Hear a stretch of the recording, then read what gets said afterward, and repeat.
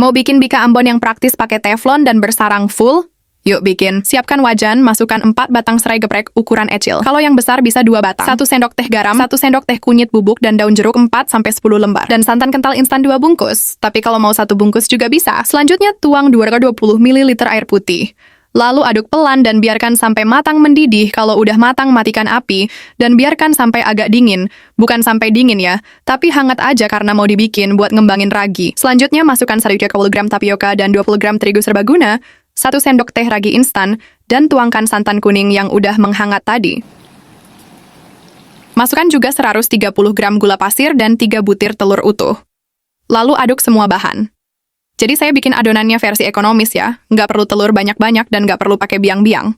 Tapi hasilnya tetap full sarang. Nah kalau udah tercampur gini, adonannya lalu disaring dulu, tapi sebelumnya bisa ditambah 1/4 sendok teh kayu manis bubuk buat yang suka aja, dan 20 ml margarin cair. Lalu aduk lagi dan saring sampai adonan nggak ada lagi gumpalan. Kalau udah begini, diamkan minimal 1 jam atau sampai adonan sedikit mengembang. Ini udah 1 jam tapi belum mengembang banget. Kalau mau bisa ditambah waktu ya setengah atau 1 jam lagi. Tapi adonan ini juga bisa langsung dipanggang, hasilnya tetap bersarang. Dan rasanya tetap sama dengan adonan yang ngembangnya lebih banyak. Selanjutnya tuang adonan ke dalam wajan yang udah dipanaskan dan diolesi margarin. Biarkan adonan sampai setengah matang dan muncul lubang-lubang di permukaannya. Nah kalau udah muncul lubang-lubang kayak gini lalu tutup dan biarkan sampai matang. Sekarang buka tutup dan cek tusuk sate apakah udah matang menyeluruh atau belum.